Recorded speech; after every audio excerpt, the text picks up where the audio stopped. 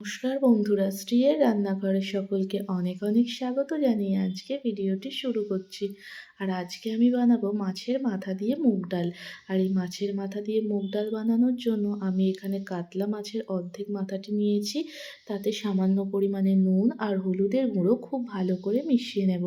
আর এই মাছের মাথা দিয়ে ডাল বানানোর জন্য এখানে আমি 150 গ্রাম সোনা মুগ ডাল নিয়েছি।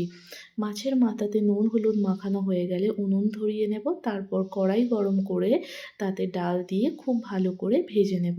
ডালটি বেশ কিছুটা সময় ধরে ভাজবো। যখন ডাল থেকে গন্ধ ছাড়তে শুরু করবে সুন্দর একটি, তখন নামিয়ে ভালো করে ধুয়ে নেব।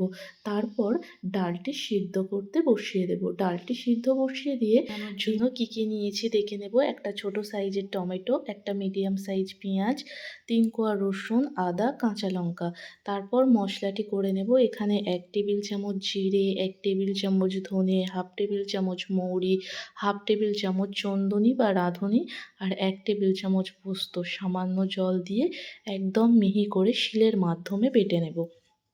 এই মশলাটি আপনারা শুকনো কড়াইতে ভালো করে ভেজেও ব্যবহার করতে পারেন, তবে এই বাটা মশলার কিন্তু স্বাদটা ভীষণ ভালো হয়। তারপর মশলাটি বাটা হয়ে গেলে তুলে নেব। ওই শিলের মধ্যেই আদা রসুন একসাথে বেটে নেব। মশলা বাটা হয়ে গেলে দেখব ডালের জলটি শুকিয়ে গেছে আর ডালটি একদম সিদ্ধ হয়ে গেছে। তখন হাতা দিয়ে এইভাবে ডালটি ভালো করে ঘাঁটিয়ে নিতে হবে। একদম মিহি করে নেব, কারণ মিহি করে ডালটি ঘাঁটালে তার টেস্টটা কিন্তু ভালো হয়। অনেকে আবার একটু দানা দানা পছন্দ করেন, সেক্ষেত্রে হাতা দিয়ে খুব বেশি ঘাঁটানোর প্রয়োজন নেই। তারপর জল দিয়ে দেব। এখানে আমি ওই 2 গ্লাস মতো জল ব্যবহার করেছি। জল দিয়ে খুব ভালো করে ডালটি মিশিয়ে নেওয়ার পর তাতে দিয়ে দিয়েছি 1 টেবিল চামচ নুন আর খুব সামান্য পরিমাণে হলুদের গুঁড়ো দিয়ে ফুটিয়ে নামিয়ে নেব। এই রকমভাবে একবার মাছের মাথা দিয়ে ডাল অবশ্যই বানিয়ে দেখবেন। তারপর কড়াই পরিষ্কার করে তাতে বেশ কিছুটা সর্ষের তেল দিয়ে নুন হলুদ মিশিয়ে রাখা মাছের মাথাটি তেলের মধ্যে দিয়ে দেব। দিয়ে এপিঠ ওপিঠ লাল করে ভেজে নেব।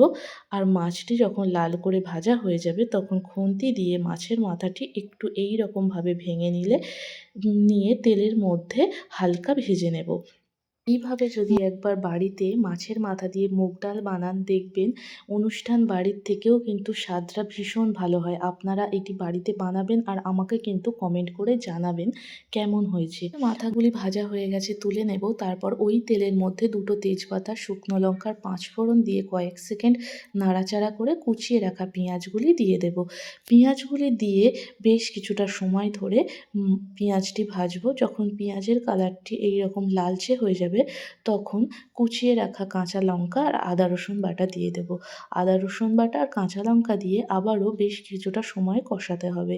তখন আদা রসুনের গন্ধ যখন কাঁচা গন্ধটা চলে যাবে তখন টমেটো কুচি দিয়ে দেব। টমেটো কুচি দিয়ে কয়েক মিনিট নাড়াচাড়া করার পর যে বাটা মশলাটি বানিয়ে রেখেছিলাম সেই বাটা মশলাটি দিয়ে দেব।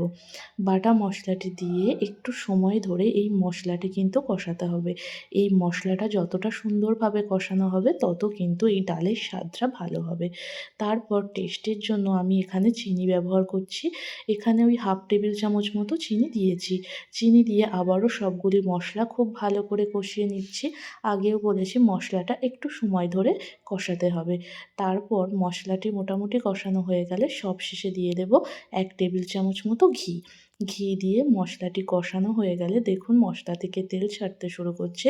এবার যে ডালটি নুন হলুদ দিয়ে ফুটিয়ে রেখেছিলাম সেটি মশলার মধ্যে দিয়ে দেব। মশলার মধ্যে ডালটি দিয়ে ভালো করে মিশিয়ে নেব। তারপর ডালটি যখন ফুটতে শুরু করবে তখন ভেজে রাখা মাছের মাথাগুলি ডালের মধ্যে দিয়ে দেব।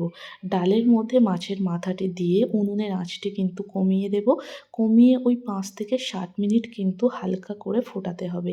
এতে কিন্তু ডালের স্বাদটা ভীষণ ভালো আসবে। 5 থেকে 7 মিনিট পর ডালটা আগের থেকে একটু গাঢ় হয়েছে। আর তারপর সবশেষে দিয়ে দিচ্ছি খুব সামান্য পরিমাণে গরম মশলার গুঁড়ো দিয়ে ডালটি নামিয়ে নেব। আর এই রকম গরম গরম ভাতের সাথে পরিবেশন করব। আপনারা অবশ্যই এইভাবে একবার মাছের মাথা দিয়ে ডাল বাড়িতে বানিয়ে দেখুন আর কমেন্ট করে জানান কেমন হয়েছে। দেখা হচ্ছে আপনাদের সাথে পরের কোনো ভিডিওতে।